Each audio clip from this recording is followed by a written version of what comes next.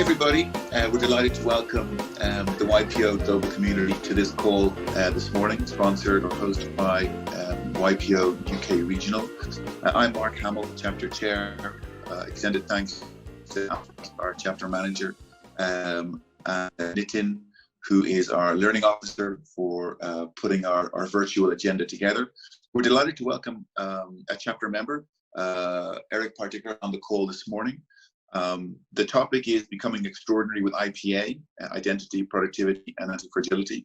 Eric, CEO of the Year, top 30 entrepreneur, high performance expert, helping ambitious entrepreneurs and leaders scale their businesses, their companies and their well-being.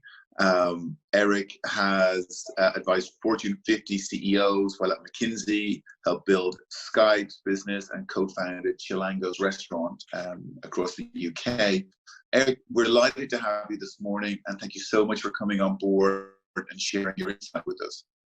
Yeah, thanks a lot, Mark. I was really excited to get on and talk today because personally, I think the world has had its share of navigate the storm and emerge stronger as a result. There's a lot of content out there along those lines, and I'm so inundated with it personally that it can at times feel a little bit negative or a bit dark. And so I wanted to make sure that we're talking about some fundamentals today that still apply even in these times.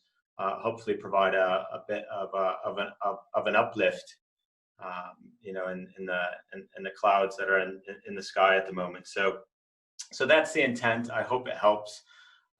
This is the content that I'm going to go over today is content that I regularly talk through at universities, at companies, at summits. So I'm going to keep it casual though. I'm seated, as you can see. And I do have some notes in front of me, so if you see me looking down, I'm not getting distracted. I'm just looking at my own Eric, notes. you look great, by the way, Eric. I mean, this lockdown is obviously doing you the world good. You're looking fantastic. Well, it's yeah. I mean, I have a nice home here that my wife helps keep together. So yeah, I'm fortunate, I guess. But thank you. So I'm going to take us back 10 years to kick off here. So it's November of 2010. I've boarded a return flight to London, and shortly after the cabin doors close, I could sense something's not right. And as the plane ascends, pressure begins to build up in my chest, and soon that pressure becomes pain. And the pain starts to go into my shoulder, into my left arm. I start worrying, obviously. I motion to my friend who is sat next to me. I ask him to feel my arm just to make sure I'm not losing my mind. And his reaction is, gosh, it feels like your arm's been hanging in a meat locker. Pain continues to intensify. I ask him to get some help. He jumps over the seat, runs ahead to the stewardess. The stewardess asks if there's a doctor on board. Luckily for me, there was one. Doctor comes rushing over, takes my vital signs and says, "We need to emergency land the plane. I think he's having a heart attack." I've never felt more alone in my life when I heard those words. About 35,000 feet up in the air, about as far away from help as you could possibly be. And I remember the descent of that plane vividly, because I remember thinking, please, faster, just fly faster. I was terrified that my heart would completely stop moments before getting to safety. And when the plane emergency landed in a small town in France, I was immediately taken off the plane. The runway had been shut down by the airport, and there was an ambulance waiting on the runway, lights flashing.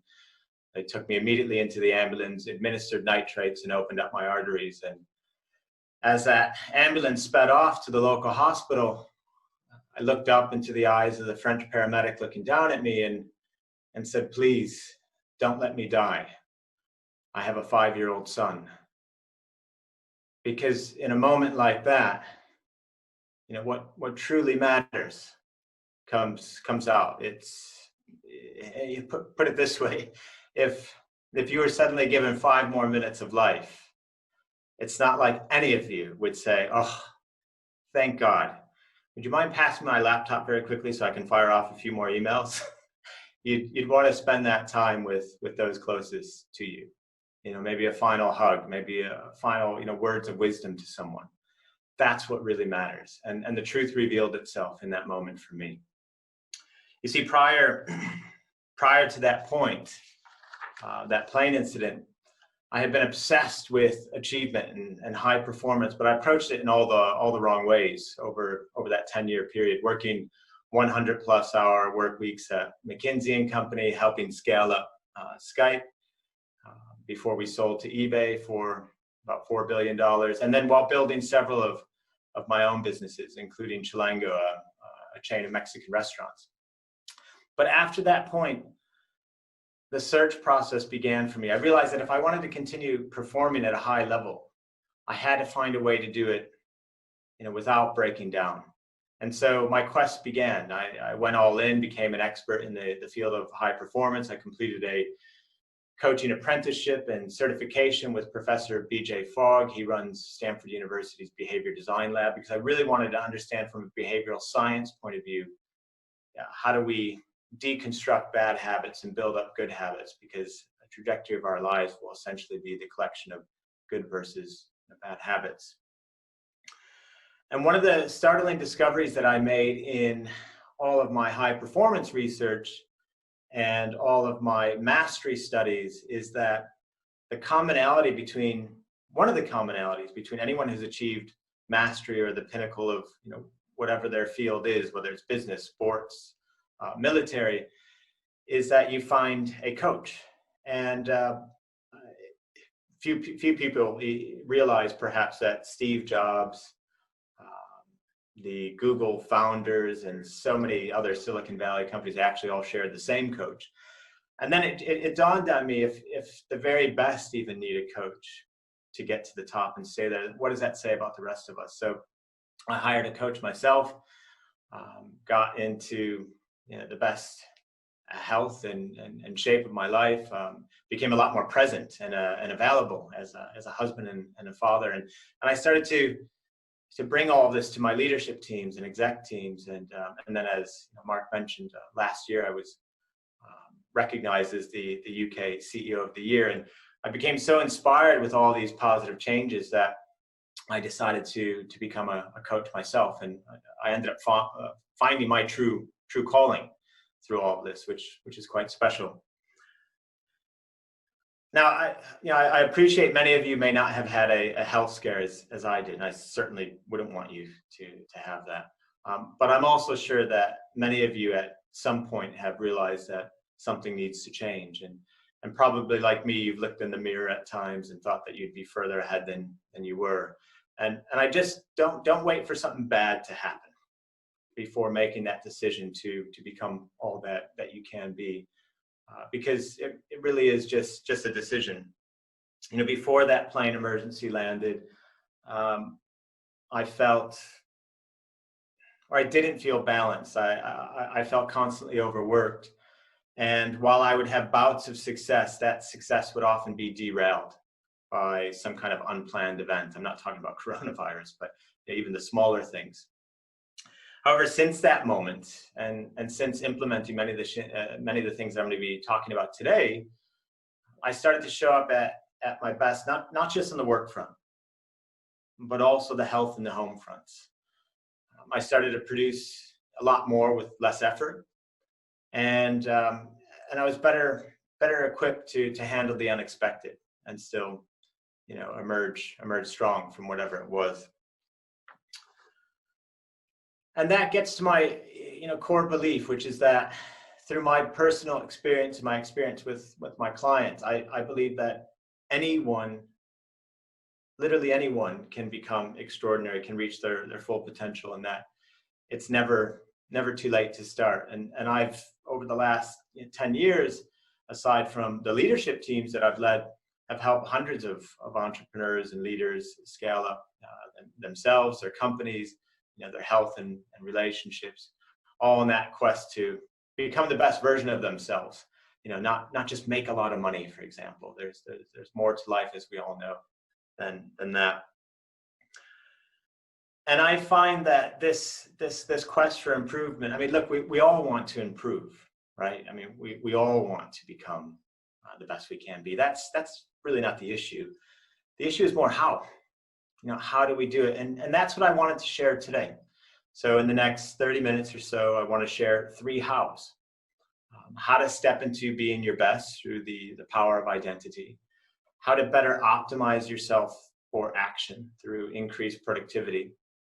And how to actually master stress by building your anti-fragility. So identity, productivity, and anti-fragility, or IPA, although despite the alcohol sales being up right now, apparently with coronavirus, we're not going to be talking about beer. So let's begin. So the first thing I want to talk about is identity. And the reason we're talking about this is because we have no chance to create a better future if we're going to continue being the person we've been in the past. And everyone else will be saying that to improve, you need to focus on a myriad of things and constantly measure and monitor all of these things. But I'm saying actually you only need to focus on 3 things. And these 3 things you can implement immediately following this talk. Some of you might even start implementing some of these things during the talk. As you'll see, it's quite straightforward from an implementation point of view. So where this comes from is, without a doubt, aside from my personal experience, when I dig deep with a client, they don't just want to become a high-performing leader. That might be there at the front, and that might be what's being marketed, so to speak, to the public. But deep down, they also want to be fit and healthy. That's the health front. And they also want to show up as a great spouse and parent on the home front. And if you think about high performance, if we look to athletics, this makes sense. You have to take a holistic view when it comes to high performance, because in sports, you can't just look at what we're doing on the field. We have to look at what we're doing what we're doing off the field as well. So taking that holistic view is absolutely essential. But here's the secret. We can choose who we want to be. We can choose the identities that matter most for us, and we can step into being those people, those identities right now, not in 3, 5, or 10 years, but right this moment. In my coming book, The 3 Alarms, I talk and I share 3 simple alarms that I set years ago to help me step up into being my best. I use these alarms to segment my day, and each day is powered by a best self identity, and the alarm is set to remind myself of that identity, what the best version of me looks like in that aspect of my life at the appropriate time each day. They go off 7 days a week. And over time, they just become ingrained. So you stop to rely on the alarms. My first alarm goes off at 6:30 a.m. It says World Fitness Champion. You can go into an alarm and you can change the label on the alarm. You can name it something. I'm never going to be a world fitness champion. That's not the point. The point is that's who starts exercising or going to the gym in the morning. That's who shows up for that segment of the day. And on mornings when I don't feel like perhaps going to the gym or exercising, that alarm, of course, reminds me of who I am at my best. And then I still go. And then when I'm in the gym or doing my exercises, this is a bit funny, but it happens, and it will happen differently for different people. But I'll be doing a set of exercises, for example. I'll be on the 8th repetition, and I'll be thinking I got to get to the 10 reps, but all of a sudden starting to feel a little bit weak. And then it's almost like this announcer voice goes off in my head, and it says, and watch what will happen next. This is where, the best, the champions separate themselves from all the rest. That's, of course, powered by that identity. because what would a world fitness champion do? They wouldn't stop on the 8th rep, of course. And so suddenly it's the 9th, the 10th, and the 11th, and the 12th, for good measure. The next alarm that goes off on my phone is at 9 a.m. When I was a CEO in the past, it used to say world's best CEO. These days it says world's best coach, because it reminds me, how would that version of me start the day? How does that version of me show up in the world? How does that version of me act with excellence in the various meetings, conversations, or work that I'll be doing throughout the day? How decisive, inspiring, reliable is that version of me? And so it inspires me to up my game. The last alarm for me goes off at 6:30 p.m. And this one for me was the real game changer. It says world's best husband and father, so that it prompts the question, again, in a normal situation, when I'm returning home from work, it prompts the question, well, how would the world's best husband and father walk through that door right now? See, after the plane incident, I thought, okay, I was getting everything right. And then my wife had a frank conversation with me and told me I wasn't as present and as available as she needed me to be, as the kids needed me to be. I was still distracted.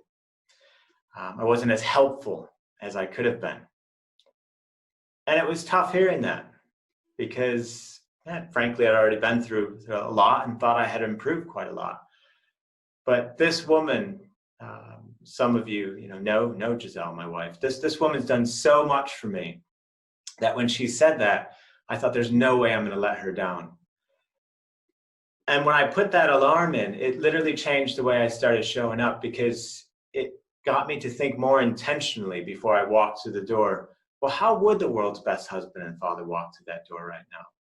You see, prior to that point, when maybe the kids asked to play, I would be too busy or want to put it off to the weekend.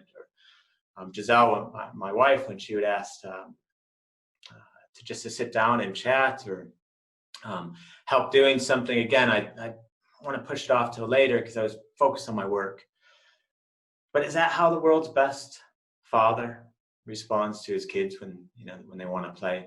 Is that how the world's best husband responds to his wife when she's asking for some of your time? Of course not. And so it started to change my behavior. Not immediately. I still got lots of things wrong. I still do. But the intentionality was super powerful. And that intentionality in those 3 segments of your day literally can be life-changing. Going back to health, you're nothing without your health. So what does the best version of you look like? Think about it. Give it a name. Create an alarm. Set it for the appropriate time of that day to power that part of your day. When you're going into work, what does the best version of you look like there? It could be a phrase. Maybe you become Elon Musk or Richard Branson. It could be a person as well. Whatever works for you. And then in the evening, again, what does the best version of you look like on the home front?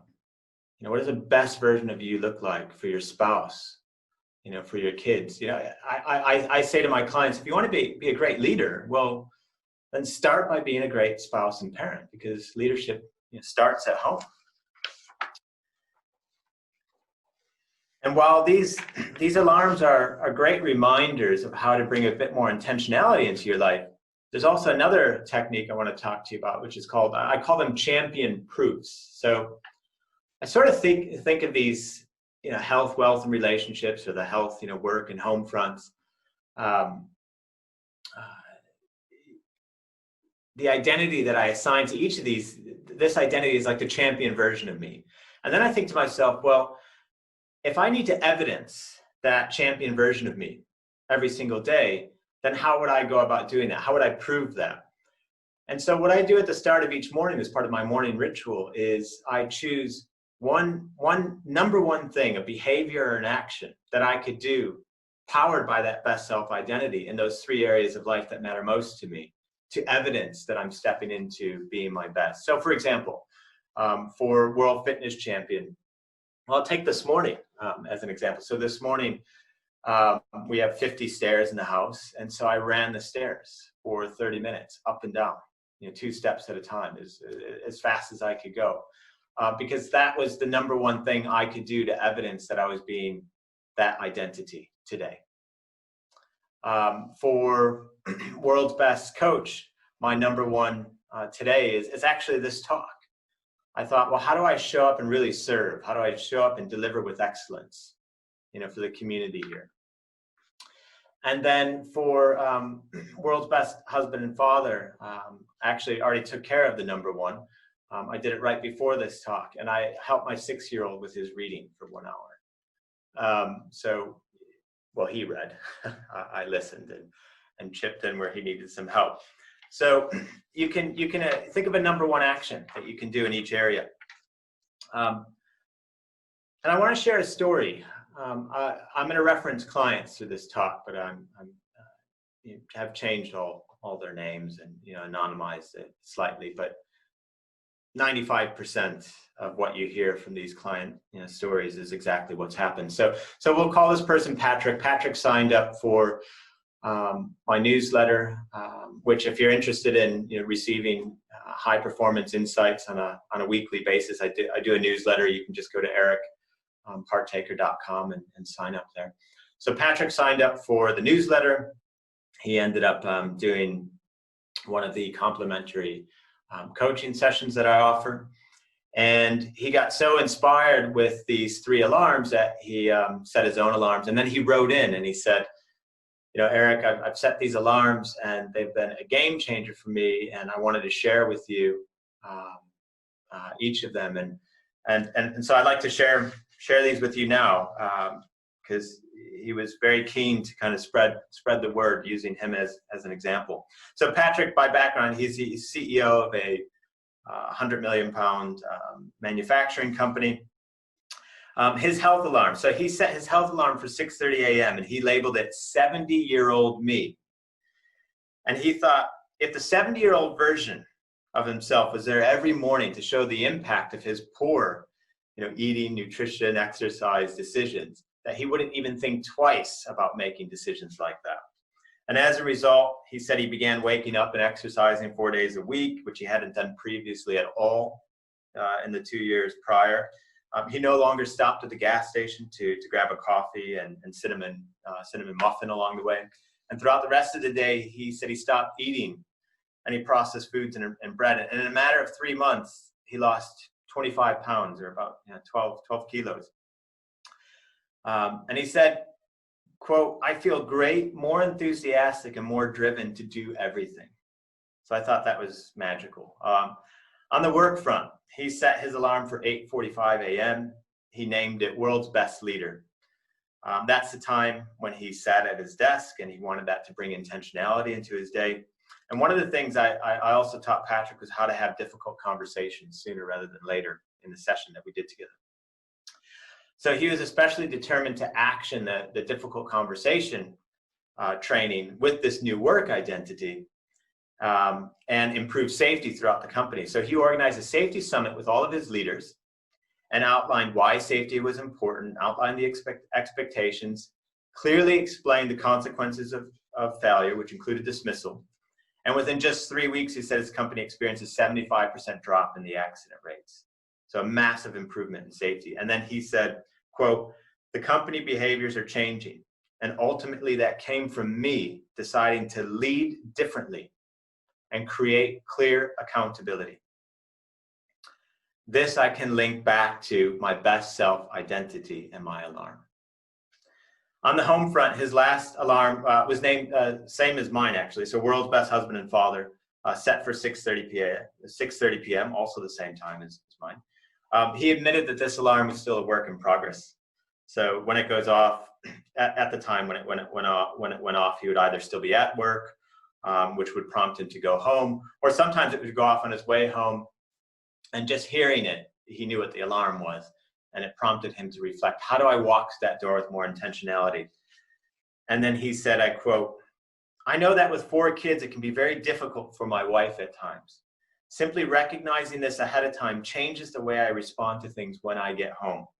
I'm more helpful and have started coaching the kids in the behaviors we'd both like to see. So that's all I have to say about identity. I just paused there because I just had a moment of reflection. Just these stories, I haven't read back on this one in a while, and they are just powerful. It's incredible to see how simple changes can have such a powerful impact. So the second thing I want to talk to you about today is productivity. Perhaps like me, there were times when you felt a lack of willpower, self-discipline or focus was holding you back, or you didn't feel as if there was enough time in the day. Sometimes I still can feel like that. Or your days felt full of busy work and not enough deep work on what matters most. And the reason we're talking about productivity is because we can't reach our full potential without mastering the art of getting the right things done with the least amount of effort. I can't think of anything worse in the world than doing, from a productivity standpoint, than doing the wrong things very, very efficiently. So we want to make sure that we're doing the right things, with the least amount of effort. That is true productivity.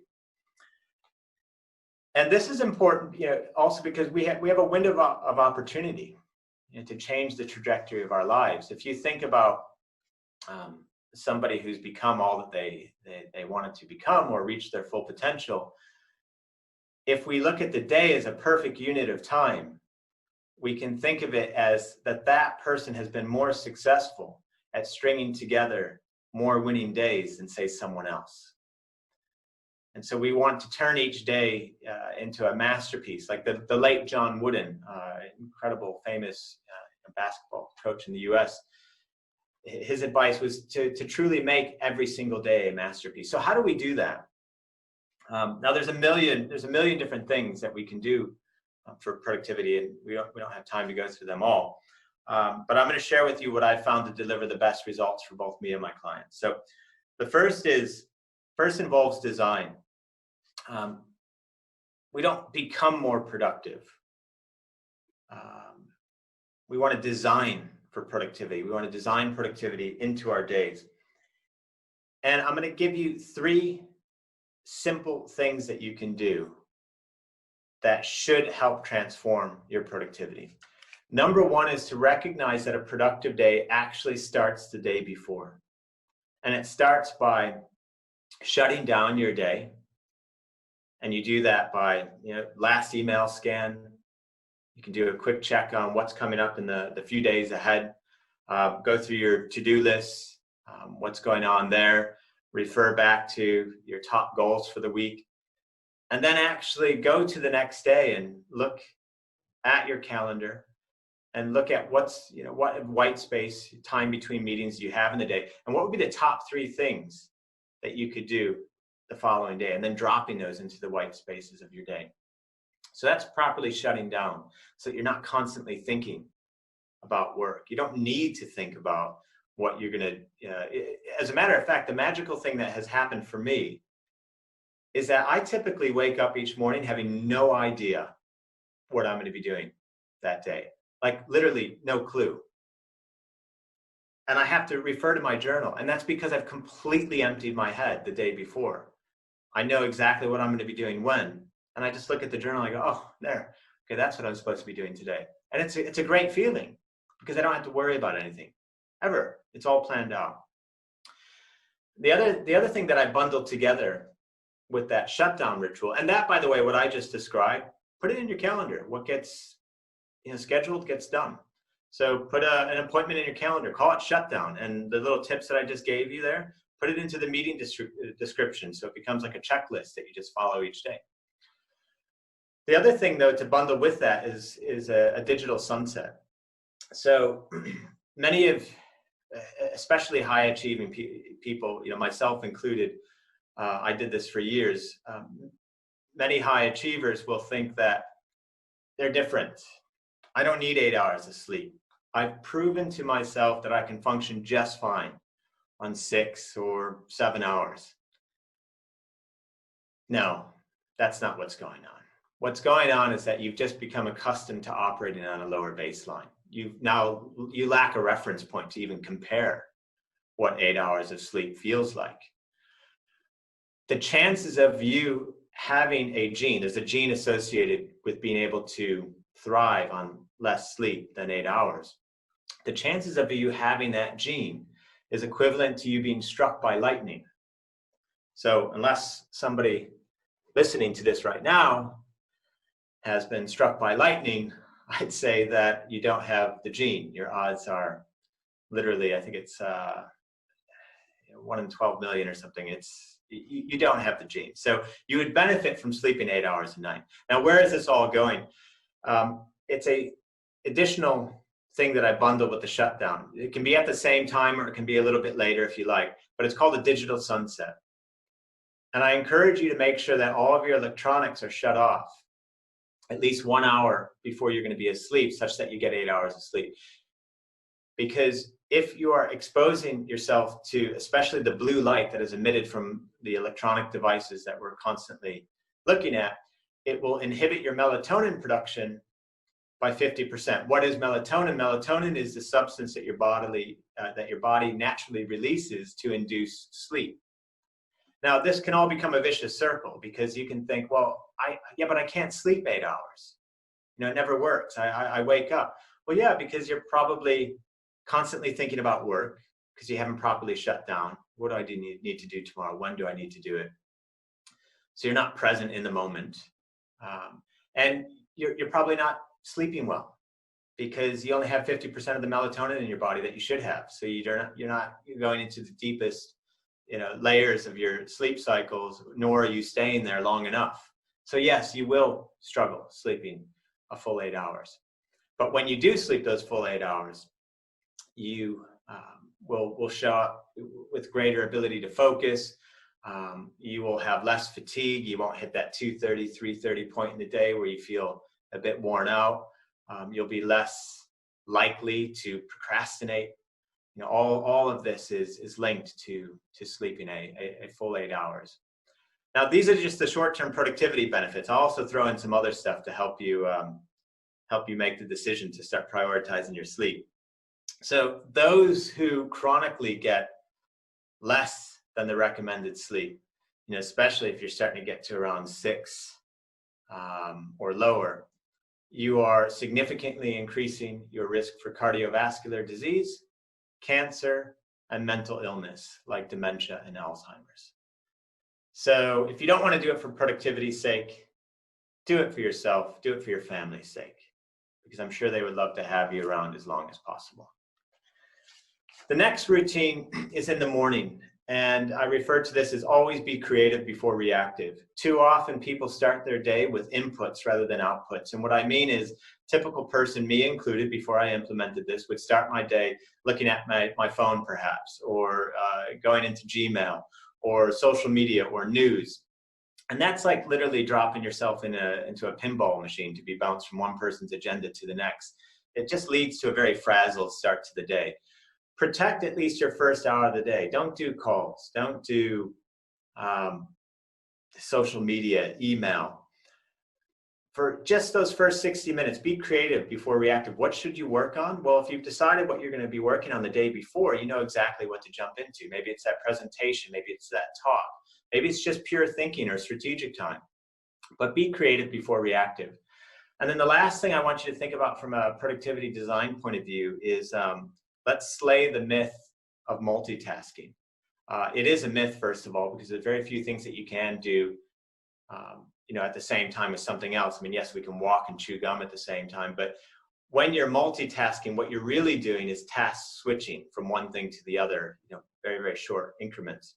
Now, what this does over time is in a fantastic book, if you haven't read it, called The One Thing, they share some research which shows that the average worker in the US and in the UK, and I'm sure worldwide, loses about 28% of their day to task switching. Now, I didn't think that they did that stat justice by wording it and presenting it in that way. Because when you think about it that way, in just the context of a day, that's, okay, 28% of a 8-hour day, it's 2 and say, 2.2 or whatever hours lost in the day. And the person, me included, when I first read that, just naturally thinks, oh, okay, well, that's just a day. No, but here's the thing, that's happening every day on average. Because when you are constantly task switching, the reason you're losing so much of your time is that, for one, you tend to build up momentum on a task when you're sticking with it for a longer period of time. So you're going faster and faster on its completion. So when you have to suddenly go back to where you were, you've lost that momentum. Also, when you go back to doing a task, you don't start right where you left off, and you kind of have to retrace your steps a bit.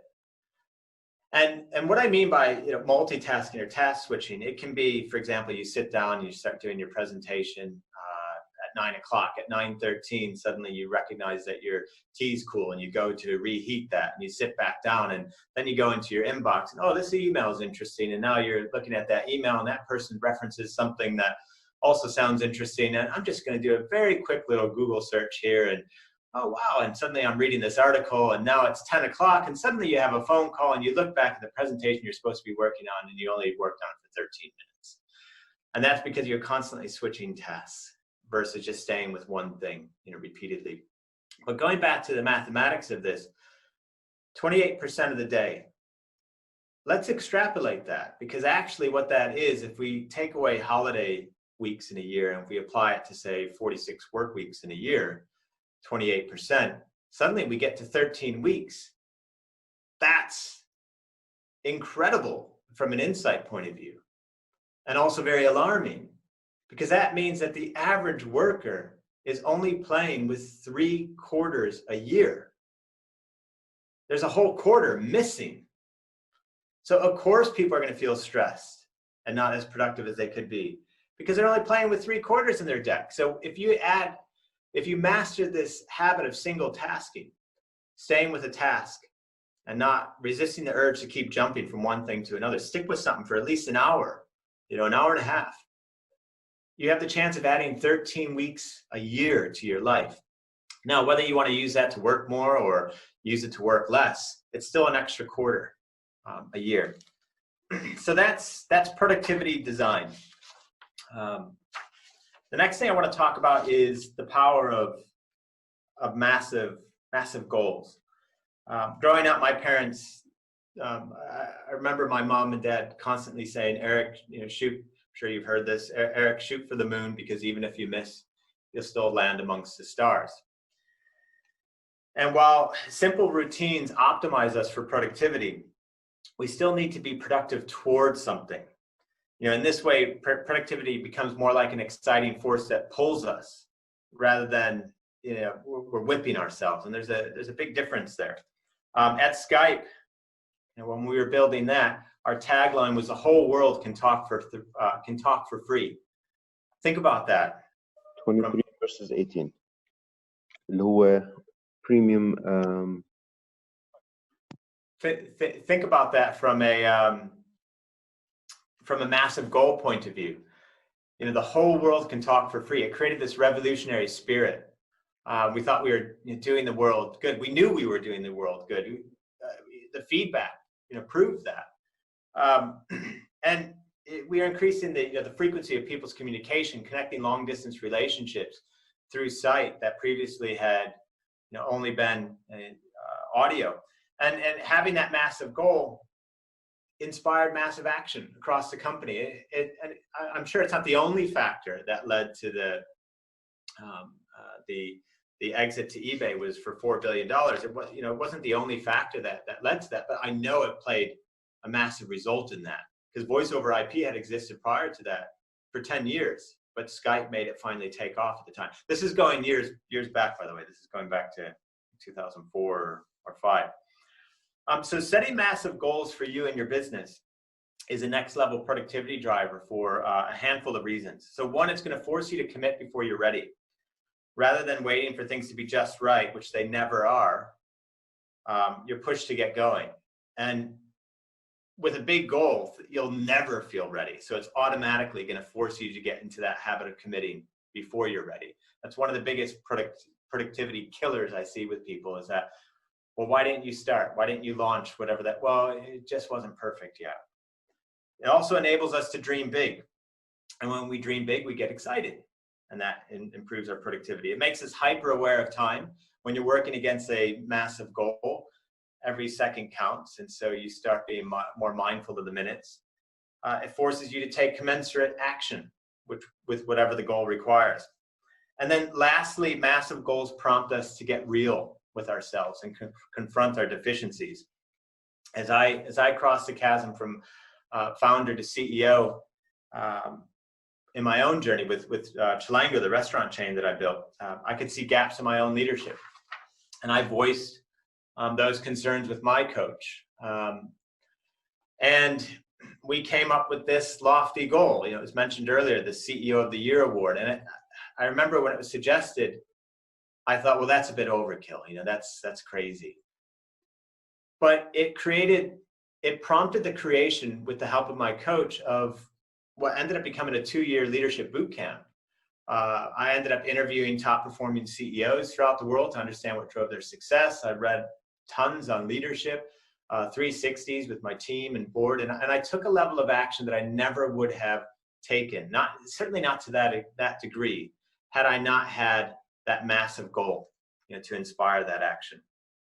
So where would your productivity benefit from thinking big? And I'll give you another client example. So we'll call him Mark.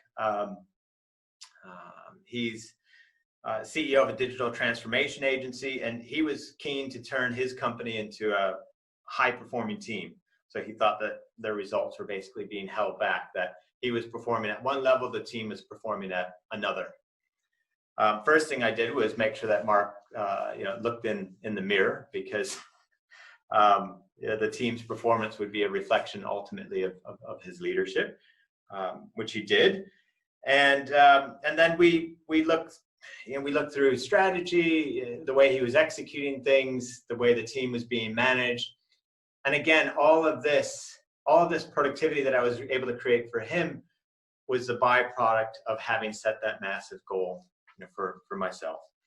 And the last thing when it comes to productivity that I want to talk about is 80-20 focus. So just quick recap to make sure you're not losing your place. We talked about designing productivity into your day, starting the night before, be creative before reactive, and then make sure you're single tasking throughout the day. That's the productivity design. Then we talked about setting massive goals, so that productivity becomes a force that kind of pulls you rather than something that you're trying to push yourself. And then now we're talking about 80-20 focus. This is one of the concepts that was drilled into me at McKinsey & Company. Constantly keeping an eye out for the 20% of things that will drive 80% of the results. And I'll use Chilango, the Mexican restaurant chain that I built, as an example. So there's lots of different things that you can focus on in a restaurant chain. And certain chains will have their 80-20 and it will work for them, whichever route that they chose. For me, it was about, from the food to the environment to the staff. Yeah, I can argue all of these things are important, but what's the 20% of everything that we could focus on that would drive 80% of our guest satisfaction? And think about this too for your own companies. And I zeroed in on the food. And I thought, at the end of the day, it's the food. But then I took it another 80-20 level deeper. So it's not just about the food, because I can have food that looks great, but doesn't taste very good. So I said it's the flavor. And then we took another 80-20 level. Okay, well, let's look at all the components that go into building a meal. What are the 20% of the components that drive 80% of the flavor? And then we zeroed in on those. And then we went into those, and I looked at the recipes, and I said, okay, in this ingredient list, what are the 20% of ingredients that drive 80% of the flavor in that recipe? And then I looked at the ingredients, and I said, okay, out of all the suppliers that we could source this from, who are the 20% of suppliers that would drive 80% of the flavor in those ingredients? And suddenly I found myself in the Yucatan Peninsula of Mexico, shaking hands with local farmers and cutting deals directly with people who are growing crops for us, especially the dried chilies and some of the ingredients that go into the salsas that still to this day are shipped directly on containers over into the restaurants. And the result there is we had rave reviews, ended up getting a cooking spot on national television with Tana Ramsey. And we ended up creating an award-winning brand in a very short space of time. So where might 80-20 focus make you more productive? In your life, 20% of your actions to date will have determined 80% of where you are today. In your business, 20% of what you offer drives 80% of your customer satisfaction. Do you know what the 20% is for you? The 20% that will drive 80% of the results in your business and life. So you can focus on what really moves the needle. So specific things that you can do right now: design productivity in your day, the shutdown, the digital sunset, always creative before reactive, the single tasking. Turn productivity into a magnetic force that pulls you into action rather than pushes you into action by setting some massive goals in your business and life. And then step back from the myriad of things that you could be doing. Apply 80-20 focus and ask yourself which 20% of the things will drive 80% of the results. So that's all I have to say about productivity, and we're going to move on into the third and final section here. So I want to talk about anti-fragility. And you can think of anti-fragility as the ultimate upgrade to strength and resilience. So the resilient survives stress and stays the same. The anti-fragile thrives because of stress and becomes stronger.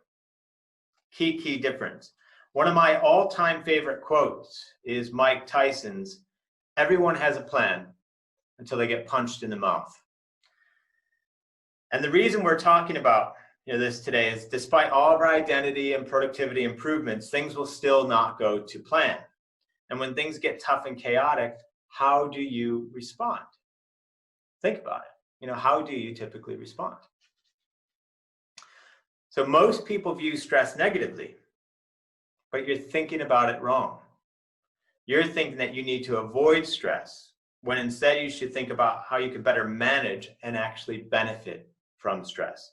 So some of my clients include former U.S. Special Forces operatives. So these guys are absolute masters of anti-fragility.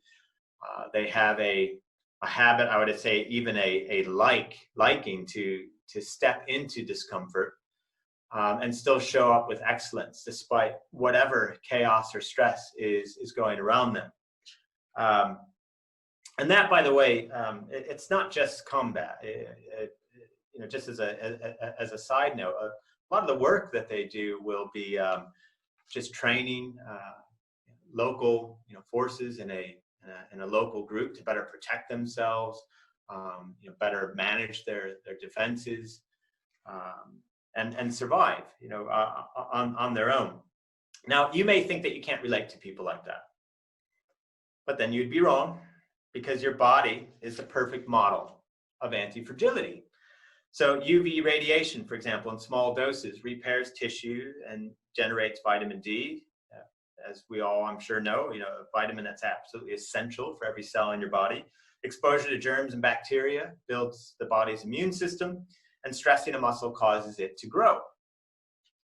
So there's a few things I'd like to teach you to help you build your mental anti-fragility. Or in other words, what I want to do here is help you bring what's already happening naturally in your body up here into your head. Because again, you are already doing this without you realizing it. So the first is that we need to reframe stress. So I want you to think of three groups of people. First group lives completely stress-free. The second group experiences stress, but views it positively. The final group experiences stress and views it negatively. Which group do you think lives the longest? It's the second group, those that experience stress but view it positively. So taking this a step further, we can suddenly re-envision life as one big mental gym. Every moment of adversity, every unexpected event, every change or thing that doesn't go as we'd like, all of these things suddenly become exercises or repetitions in the gym of life. Each and every one of them becomes an opportunity to turn challenge into growth. This is what I mean by beyond resilience. This is anti-fragility. The great Roman emperor, Marcus Aurelius, so he reminded himself in his personal journal, personal journal, well, the fact that we know about it, maybe it's not so personal, but so Marcus Aurelius reminded himself in his personal journal that he must expect to be knocked down in life, and that he must then try to stand back up and regain his composure, or his equanimity, as he called it, as quickly as possible. So his thing was, okay, I'm going to get knocked down. I'm going to take that as a given. But the game he played is, but how quickly can I bounce back up? My favorite Japanese proverb says, fall down 7 times and stand up 8. All of this, it's all pointing in the same direction, that we should not stress ourselves by pursuing a stress-free life, but instead reframe our view of stress as something positive that can strengthen us, provided we view it in a positive light, as a repetition in the gym of life, as a chance to strengthen ourselves. You don't go to the gym, for example, and strengthen your bicep by staring at the dumbbells. You do it by applying stress, and then you have some recovery, and then you have growth. So we reframe stress, first point. Second point is create space. So Stephen Covey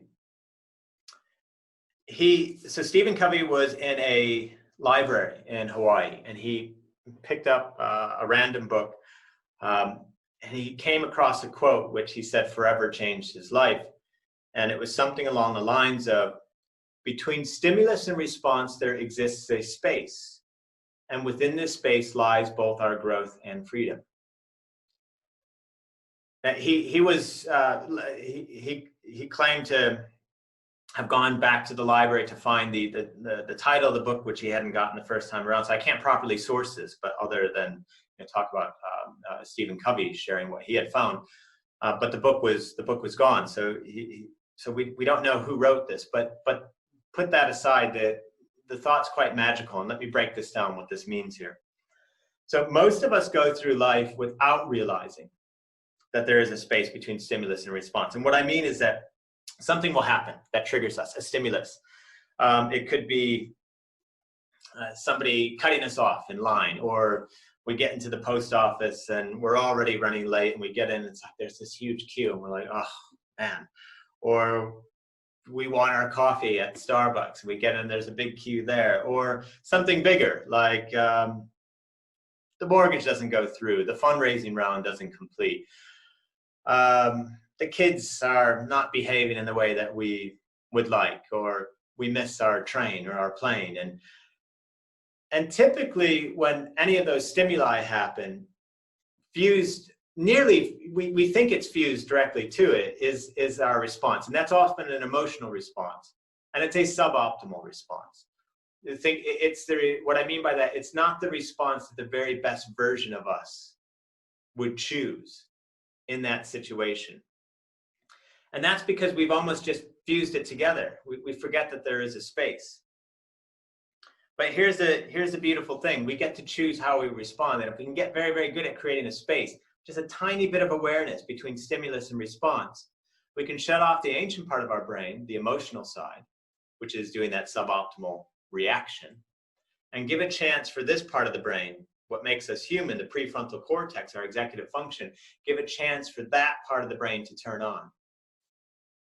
Because when we just create a tiny bit of space between the stimulus, such that that part of the brain turns on, we then afford ourselves the chance, our freedom, to choose the optimal response. And by choosing the optimal response over and over and over, we start to grow into being a better version of ourselves.